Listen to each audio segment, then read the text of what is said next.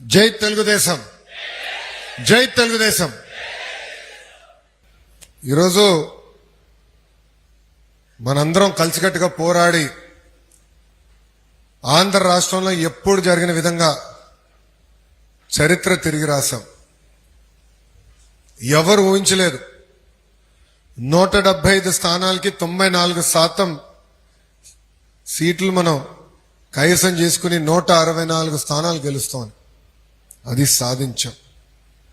4వసారి ఆంధ్ర రాష్ట్ర ముఖ్యమంత్రిగా చంద్రబాబు నాయుడు గారు ప్రమాణ స్వీకారం కూడా చేస్తాం జరిగింది. బాబు గారు ఇప్పుడు పదే పదే ఒక మాట అంటున్నారు, 95 CBN అని.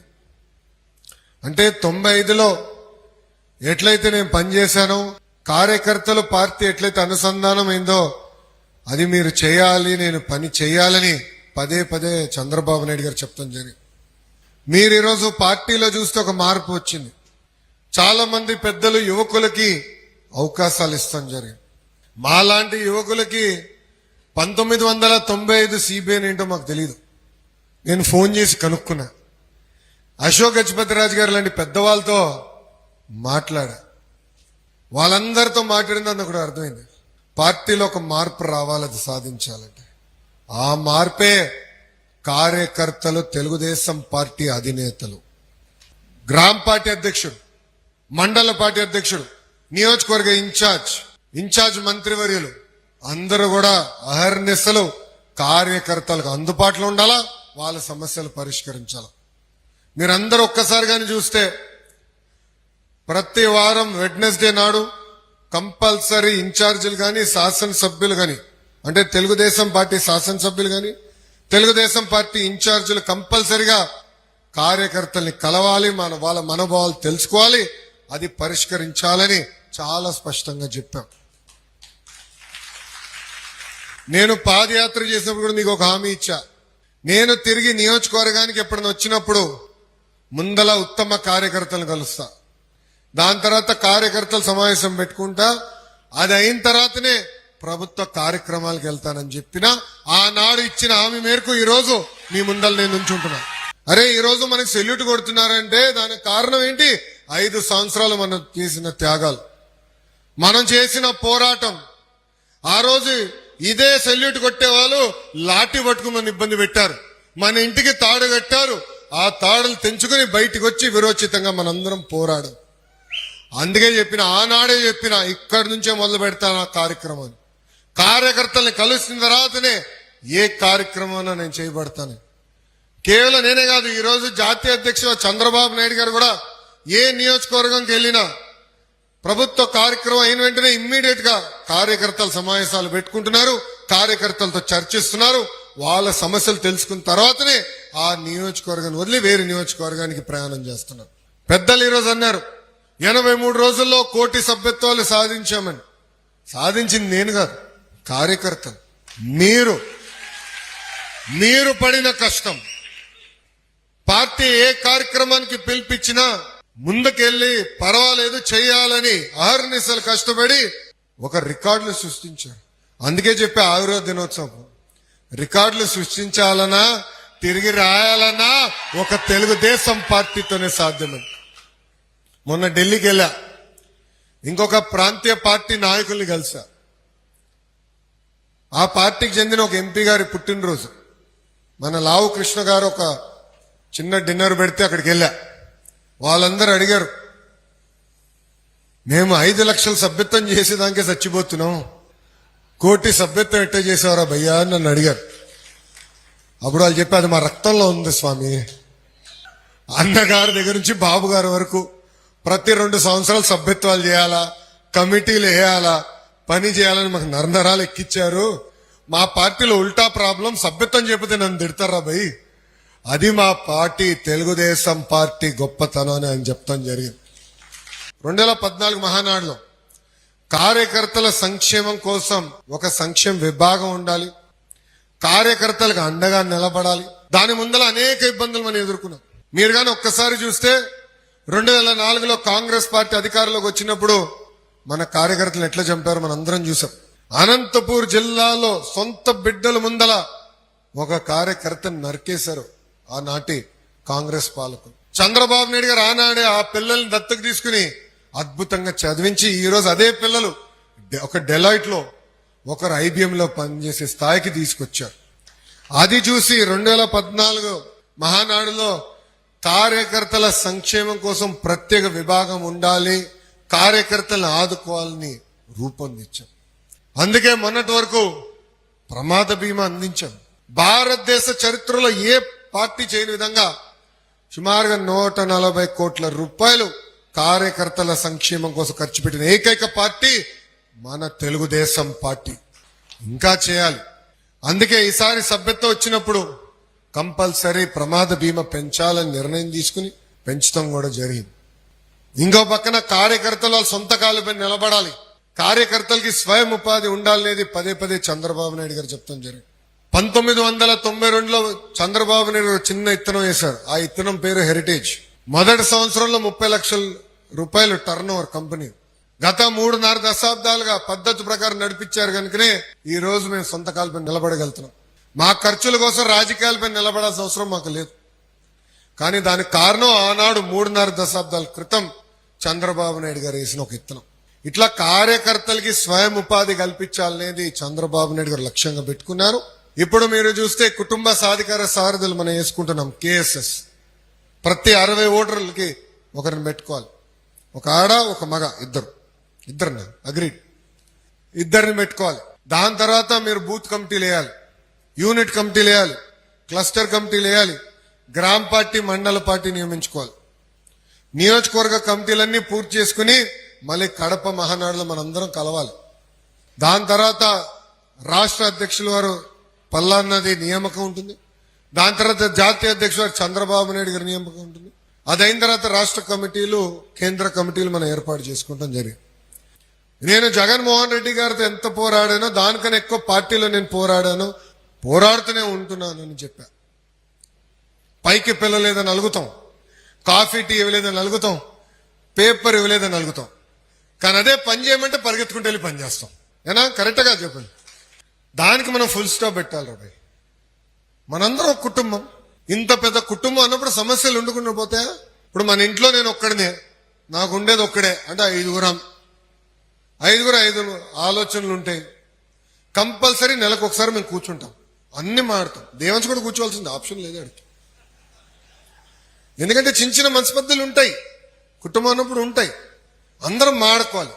అందుకే ఇక్కడున్న నాయకుల్ని, కార్యకర్తలందరినీ ఒక విషయం కోరుతున్నా, అలకకి ఫుల్ స్టాప్ పెట్టండి. ముందల మనం నమ్ముకున్న దానికోసం పోరాడాలి, తిరగాలి, లోకేష్ని నిలదీయాలి. అవసరం అవుతాయి.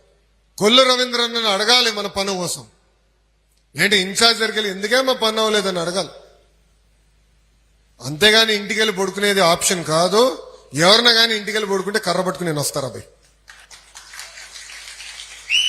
సో అలక్కకి ఫుల్ స్టాప్ పెట్టండి. మన నియోజకవర్గం వచ్చేగల ఒక ప్రత్యేక పరిస్థితులు ఉన్నాయి. ఆనాడు చివరిలో ఒక నిర్ణయం తీసుకుని కూటమిలో భాగంగా ఈ సీటు, మన సీటు జనసేన పార్టీకి కూటమి ధర్మంలో ఇష్టం జరిగింది. మొన్న ఎన్నికల్లో 3 పార్టీలు కలిసికట్టుగా పోరాడినాయి, తెలుగుదేశం, జనసేన, భారతీయ జనతా పార్టీ. ఆనాడు 3 నాయకులు, ముగ్గురు అంటే మోడీ గారు, బాబు గారు, పవన్ అన్న కలిసి ప్రతిపక్ష ఓటు చీలకూడదు, ఇప్పటికీ రాష్ట్రం ప్రజలు చాలా నష్టపోయారు, అందుకే అందరం ఒక తాటిపైకి వచ్చి కలిసికట్టుగా పోరాడి మనం గెలుచుకుంటాం అని చెప్పారు. అందుకే 58% ఓట్లు కూటమికి వచ్చింది. వైకాపాకి 39% ఓట్లకు పడిపోయింది. దాంట్లో మన సీట్ కూటమికి. సమస్యలు ఉంటాయి, చిన్న కుటుంబం అన్నప్పుడు సమస్యలు ఉంటాయని చెప్పారు. కూటమిలో చిన్న ఉంటాయి ఇష్యూలు. ఫీల్డ్ అసిస్టెంట్ ఇష్యూ అవ్వచ్చు, రేషన్ దుకాణం ఇష్యూ అవ్వచ్చు, లేదంటే లోకల్ ఇష్యూస్ కావచ్చు. మిమ్మల్ని కలిసే ముందర ఉత్తమ కార్యకర్తలను కలిసా, వాళ్ళందరికీ ఒకటే చెప్పా, ప్రతి వెన్స్డే ఇన్ఛార్జ్ గారు అందుబాటులో ఉండాలి, ఆయన కలవాలి. లోకల్ గా ఏం ఇష్యూలు వచ్చినా కంపల్సరీగా వెళ్ళి ఎమ్మెల్యే గారిని కలవాలి, ఎమ్మెల్యే గారితో మాట్లాడాలి.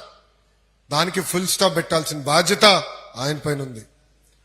రెండోది, రెండు పార్టీల మధ్యన చిన్న ఇబ్బందులు ఏమైనా వస్తే పార్లమెంట్ పార్టీ అధ్యక్షులు ఉన్నారు, జోనల్ కోఆర్డినేటర్ ఉన్నారు, చివరికి రాష్ట్ర పార్టీ అధ్యక్షులు ఉన్నారు. వాళ్ళకి నేను బాధ్యత పెట్టా ఆ సమస్యలు పరిష్కరించడానికి. అధికారులకు సంబంధించిన విషయం ఏమైనా ఉంటే ఇన్ఛార్జ్ మంత్రి గారు కొల్లు రవీంద్ర గారు ఉన్నారు. 15 రోజులకు ఒకసారి వస్తారు, 2 రోజులు ఈ జిల్లాలో ఉంటారు. మీ సమస్యల పరిష్కారం కాంది అని ఉంటే ఇన్ఛార్జ్ మంత్రి గారిని కూడా కలవాలని కార్యకర్తలందరూ నేను కోరుతాం జరుగుతుంది. నేను చాలా స్పష్టంగా చెప్తున్నా, పార్టీలో యువరక్తం వచ్చింది. యువరక్తానికి ఎట్టుకో జూన్ నుంచి ట్రైనింగ్ ఉంటుందిరా, అందరికీ ట్రైనింగ్ ఉంటుంది. గ్రామంలో ఉన్న సమస్యలు ఉంటే మనం వెళ్ళి మాట్లాడాలి, అధికారులతో మాట్లాడాలి, మండల పార్టీ కూర్చోవాలి, పిలిపించాలి, ఆ సమస్య పరిష్కరించాలి. అది పోయింది. దానికి ఎందుకు పోయింది కూడా నేను చెప్తా. గత 5 సంవత్సరాలు ఎమ్మెల్యేలు ఏం పీకలేదు రాబాయ్. వాళ్ళు చెప్తే ఈయన నాదుడు లేడు, ఏదో లోకల్ గా అన్ని చేసుకోండి, అసలు మా దగ్గరికి రావద్దని చెప్పారు ప్రజలకి. ఈ రోజు ఎప్పుడైతే తలుపులు తెరిసో సునామీకి వచ్చి మన పైన పడుతున్నాం. నిన్న రాత్రి 11:30కి నేను విశాఖపట్నం పార్టీ హౌస్కి వెళ్ళి అక్కడనే పడుకుంటాను. ఎప్పుడు వచ్చినా విశాఖ పార్టీ హౌస్ లో పడుకుంటాను. పార్టీ హౌస్కి వెళ్తే సుమారుగా 200 మంది రెడీగా ఉన్నారు. 11:30కి 11:30 రాత్రికి అంతమంది రెడీగా ఉన్నారు మన కోసం. అంటే కలవాలి, వాళ్ళ సమస్య తెలియజేయాలి. సమస్యలు పరిష్కరించే అధికారం కార్యకర్తలకి ఉంది. విఆర్ఓ గాని, ఎంఆర్ఓ గాని, ఆర్డీఓ గాని చట్టపరంగా ఏమి చేయాల్సి ఉందో వాళ్ళు చేయాల్సిందే, ఇంక్లూడింగ్ పోలీస్ సోదరులతో సహా. ఇది చాలా స్పష్టంగా నేను ఇన్ఛార్జ్ మంత్రి గారు కూడా చెప్తాం జరిగింది. ఈరోజు మంత్రి గారు నేను కోరతాం జరిగింది, డిస్కస్ చేశాం. అది అధికారులకి నేను చెప్తాను, ఈ సభాముఖంగా కార్యకర్తలకి, నాయకులు నేను తెలుపుతున్నాను. తెలుగుదేశం పార్టీ కార్యకర్తలు కబ్జాదారులు కావు. మనం ఎవరిని కొట్టాం, మనం ప్రజల కోసం సేవ చేసానికి వచ్చాం. ఇప్పుడే పల్లన్న అన్నారు, విశ్వవిఖ్యాత నట సార్వభౌమ స్వర్గశ్రీ నందమూరి తారక రామారావు గారి సిద్ధాంతాలు మనకున్నాయి. ఇప్పుడు కూడా ఆ సిద్ధాంతాల పరంగా మనం అందరం నడవాలి. తెలుగులో ఎక్కడున్న అగ్రస్థానంలో ఉండాలనేది మన లక్ష్యం. అన్ని రాష్ట్రాల కన్నా అన్ని రంగాల్లో ఆంధ్ర రాష్ట్రం నంబర్ 1 ఉండాలి, తెలుగు నంబర్ 1 ఉండాలనేదే మన లక్ష్యం. దానికి మనందరం కష్టపడాలి, కలిసిగట్టుగా పని చేయాలి. రెండోది, కష్టకాలాలు మనం మర్చిపోకూడదండి. కష్టకాలాలు మర్చిపోకూడదు. ఈరోజు ఎస్పీ గారు వస్తే నేను చెప్పా, 90% మీ పోలీస్ సిబ్బందిని తీసుకుని వెళ్ళండి సార్, మాకు ఇంతమంది అవసరం లేదు, మా కార్యకర్తలు ఏం చేయరు, వాళ్ళని కలిసిదాకే వస్తున్నారని. ఇదే పోలీస్ సోదరులు గతంలో మన ఇంటి నుంచి బయటికి రావాలంటే మన గేట్కి తాడు కట్టారు. చంద్రబాబు నాయుడు గారు ప్రజల సమస్యలపైన పోరాడడానికి వస్తే విశాఖపట్నం ఎయిర్పోర్ట్ నుంచి బయటికి రానిలేదు. రామ్ తీర్థానికి అంటే రాముడు తల తీయేస్తే ఏకంగా ఆనాడు రామ్ తీర్థానికి వెళ్ళాలంటే స్వయంగా ఎస్పీనే టిప్పర్లు పెట్టారండి, అడ్డంగా రోడ్లపై టిప్పర్లు పెట్టి బాబు గారిని ఇబ్బంది పెట్టారు. ఒకడు పెద్ద పోటుగాడు అనుకున్నాడు, బాబు గారు పైకి వెళ్ళి కిందకి వస్తుంటే ఎదురలేదని ట్రై చేశాడు. అఫ్ కోర్స్ అతనికి ఇప్పుడు అడ్రస్ లేదు, రాజీనామా చేసి పారిపోయాడు అనుకోండి. అని ఎవరో మీకు తెలుసు అనుకుంటా. అర్థమైందా రాజా? సో ఇట్లా ఏంటంటే కష్టకాలాలు మర్చిపోకూడదు. 53 రోజులు చంద్రబాబు నాయుడు గారు బంధించారండి. ఈ రోజు కూడా బాధ నాలో ఉంది, నేను మర్చిపోలేదు. మళ్ళీ కలెక్టర్ కాన్ఫరెన్స్ జరిగితే ఎస్పీలు అందరూ వచ్చారు. నాకు మొదటిగా వచ్చింది కోపం వచ్చింది. అంటే ఇదే కాకి డ్రెస్ కదా మన ఆపింది, ఇదే కాకి డ్రెస్ కదా పాదయాత్ర చేస్తే స్టూల్ లాక్కున్నారు, మైక్ లాక్కున్నారు, మా కుర్రల్ని కొట్టారు. సో మంచి రోజులు వచ్చినాయని కష్టకాలాలు మనం మర్చిపోకూడదు. మనస్పర్ధలు ఉండొచ్చు, చిన్న చిన్న సమస్యలు మనలో ఉండొచ్చు, ఒక్కొక్కరికి డిఫరెన్స్ ఉండొచ్చు, కానీ కలిసికట్టుగా పోరాడపోతే గతంలో ఎలాంటి పరిస్థితి వచ్చిందో అదే పరిస్థితి మళ్ళీ రావచ్చు. అది మనం మర్చిపోకూడదు, ఇదే గుర్తుపెట్టుకోవాలి. సమస్యలు ఉన్నాయి కాదని నేను అన్నట్లు. ఇప్పుడే ఇన్ఛార్జ్ గారు చెప్పారు, కూటమి ధర్మం అందరూ పాటించాలని ఆయన కోరారు. దాంట్లో ఎలాంటి సందేహం లేదు. పల్లా శ్రీనన్న నాయకత్వంలో కమిటీ పనిచేస్తుంది. పల్లన్న నాయకత్వంలో మన నియోజకవర్గంలోనే కాదు అన్ని 175 నియోజకవర్గాల్లో కూటమి ధర్మం పాటించే బాధ్యత మేము తీసుకుంటాం. అది సాధించాలంటే మీరు కూడా ఎమ్మెల్యే గారితో కూర్చుని ప్రతి వారం కూర్చోవాలి. ఇప్పుడు నేనున్న మంగళగిరి నియోజకవర్గం నుంచి గెలిచిన తర్వాత నేను వదలనా, జనసేన ఇన్ఛార్జ్ గారు ఉంటారు, వారానికి ఒకసారో 15 రోజులకు ఒకసారి మేము కలుస్తాం, కూర్చుంటాం. ఆయనకైనా ఇష్యూస్ ఉంటే చెప్తాడు, నేను మాట్లాడతా, ఆయన మాట్లాడతారు. నేనన్నా ఆయన కన్విన్స్ చేస్తా, ఆయన నన్ను కన్విన్స్ చేస్తారు. ఒకవేళ ఇద్దరం కన్విన్స్ కాకపోతే మళ్ళీ ఒక వారం తర్వాత కూర్చుందాం, వివరాలు ఇవ్వండి అని చెప్తాను, మళ్ళీ వారం తర్వాత కూర్చుంటాం. అదేవిధంగా భారతీయ జనతా పార్టీకి చెందిన నాయకులు కొంతమంది ఉంటారు, వాళ్ళతో కూర్చుంటా నేను.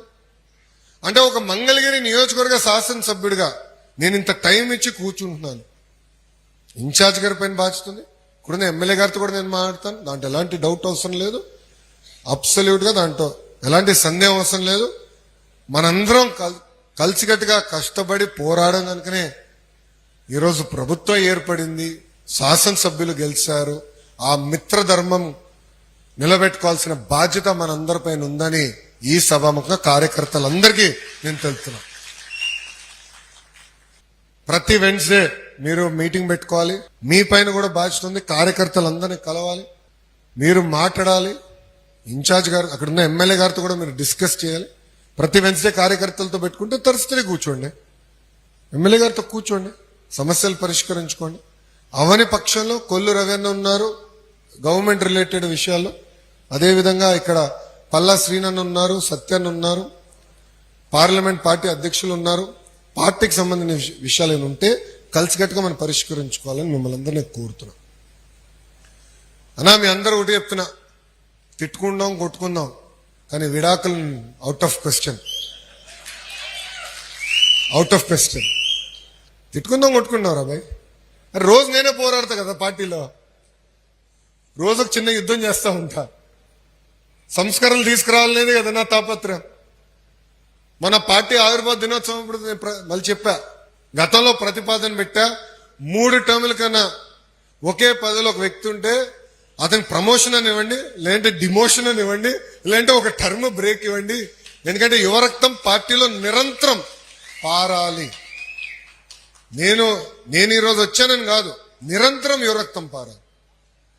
నా లక్ష్యం ఒకటే, ఒక గ్రామ పార్టీ అధ్యక్షుడు పాలిట్ బ్యూరో రూమ్ లో కూర్చోవాలి, ఒక మండల్ పార్టీ అధ్యక్షుడు రాజ్యసభ సభ్యుడు ఎందుకు అవ్వకూడదు అనేది నా లక్ష్యం. చేయాలి, అవకాశాలు వస్తాయి. గతంలో మీరు చూస్తే పార్టీ తెలుగుదేశం పార్టీ గొప్పతనం అదే. మీరు ఎంతో మంది సభ్యులు చూడండి, వేదిక మీద ఉన్న మమ్మల్ని అందరూ ఒక్కసారి చూడండి, అన్ని బ్యాక్గ్రౌండ్ వాళ్ళు ఉన్నాం. టీచర్ అమ్మ ఉంది, కొల్లన్న వాళ్ళ కుటుంబం తరతరాలుగా పార్టీ కోసం కష్టపడ్డారు, నిలబడ్డారు. ఇట్లా అందరూ ఉన్నారు. నాగ జగదీష్ గారు ఉన్నారు ఇక్కడ, మండల పార్టీ అధ్యక్షుడు ఉన్న వ్యక్తిని బాబు గారు లేదు పట్టుబట్టి ఎమ్మెల్సీ ఇచ్చారు. అదే పట్టైనా వైకాపా వాళ్ళు నా పైన కౌన్సిల్లో దాడి చేయాలనుకున్నప్పుడు నిలబడ్డాడు. ఆనాడు బీదా రవి గారు కానీ బీటెక్ రవి గారు కానీ ఒక మంత్రి గారిని కూడా గట్టిగా తన్నారండి కౌన్సిల్లో. అది బయటికి రాలే, వాళ్ళు చెప్పుకోలేకపోయారు, అంతే. చెప్పుకుంటే పరుగు పోతుందని. బాబు గారు ఒక్క మాట చెప్తే కౌన్సిల్ అందరం అదే మాట మీద నిలబడ్డాం. దానికి కారణం పార్టీకి ఎవరైతే కష్టపడ్డారో వాళ్ళే గుర్తించారు. చలపతిరావు గారు కూడా ఇక్కడ, గురువుగారు ఇక్కడనే ఉన్నారు, ఆయన కూడా ఆనాడు ఉండే. ఆయన గంటలు పోరాడాం. ఆయన వయసుకి ఎంత అరిశారు తెలుసా? రోజు పెద్దయిన నిలబడ్డాడు ఓపిక. ఫరూక్ అన్న వెళ్ళు నిలబడ్డారండి. ఒక వ్యక్తి నా పైన దాడి చేసాక వస్తే గట్టిగా ముందరికెళ్ళి పోరాడింది మన నాగ జగదీష్ గారు. రెండోసారి ఈ నెల ఆయన కొట్టబోతే ఈయన పట్టుకున్నా, ఆయన దొరుకుతాడా? 2 చేతులు సరిపోలేదు రా భయ్. ఎందుకు చెప్తున్నానంటే ఒక స్ఫూర్తి. అందరం పడ్డాం, అందరం పోరాడాం. కౌన్సిల్లో కూడా అదే పోరాటం పార్టీని కాపాడింది. సో పార్టీ, తెలుగుదేశం పార్టీలో గొప్పతనం అదే. నేను ఇక్కడున్న కార్యకర్తలందరినీ ఒక విషయం కోరుతున్నా, మా చుట్టూ మీరు తిరిగితే పదవులు రావు రా భయ్. మళ్ళీ చెప్తున్నా, వేదికమైన ఎవరి చుట్టూ తిరిగినా మీకు పదవులు రావు. చంద్రబాబు నాయుడు గారు సింపుల్ గా మీ సభ్యత్వ నంబర్ కొడితే మీ చరిత్ర అంతా వస్తుంది. బాబు షూరిటీ, భవిష్యత్ గ్యారంటీ ఎవరు బాగా చేశారు, సభ్యత్వం ఎవరు బాగా చేశారు, ఎవరి బూత్ లో ఎంత మెజారిటీ వచ్చింది, ఎంతవరకు కార్యక్రమాలు చేశారు అనేది చాలా సులభంగా చంద్రబాబు నాయుడు గారు తెలిసే పరిస్థితి. ఈ రోజు నామినేటెడ్ పదవుల్లో నేను కేవలం ప్రతిపాదించగలుగుతా, వేదిక మీద మీ అందరం కూడా కేవలం ప్రతిపాదించగలుగుతాం. ఒక ఆన్లైన్ సిస్టమ్ పెట్టారు, మీ సభ్యత్వ నంబర్ ఎంటర్ చేస్తాం, ఒక 5 ప్రశ్నలు అడుగుతారు మీ గురించి, అది ఎంటర్ చేసి సబ్మిట్, అంతే. ప్రతి పదవి, ప్రతి డైరెక్టర్ పోస్ట్ స్వయంగా చంద్రబాబు నాయుడు గారు రివ్యూ చేస్తున్నారు. చాలా సీరియస్ గా తీసుకుంటున్నారు. ఎందుకంటే నిజంగా కష్టపడిన కార్యకర్తలు ఎవరైతే కష్టకాలంలో పార్టీకి అండగా నిలబడ్డారు, పార్టీ పిలిపించిన ప్రతి కార్యక్రమం బాగా చేశారో వాళ్ళనే గుర్తించాలనేది బాబు గారి కోరిక. ఇక్కడ సుమారుగా 60 మంది ఉత్తమ కార్యకర్తలు కలిసిన అంటే మిగతాల పైన మీ పైన ప్రెషర్ మొదలైంది స్వామి. మీరు తిరగాలి. జూన్ నుంచి ప్రతి 3 నెలలకు ప్రోగ్రామ్ ఇస్తాం. 3 నెలలు ఇచ్చిన ప్రోగ్రామ్ సక్రమంగా నిర్వహించాలి. టెక్నాలజీ వాడాలి, తప్పదు. సో స్మార్ట్ ఫోన్లు పెట్టుకున్నాం. టెక్నాలజీతో అనుసంధానమే పనిచేస్తే మీరు చేసింది పార్టీకి తెలుస్తుంది. ఈరోజు ఉత్తమ కార్యకర్తలు ఎట్లా గుర్తించగలుగుతున్నా? ఎవరైతే పనిచేశారో తెలుస్తుంది. మన టీడీపీలో ఎవరు చేశారు, బాబు షూరిటీ భవిష్యత్ గ్యారంటీ ఎవరు చేశారు, సభ్యత్వాలు ఎవరు బాగా చేస్తారో, రెఫరల్ కోడ్ ద్వారా ఎవరు బాగా చేశారో తెలుసుకుని గుర్తిస్తాం జరుగుతుంది.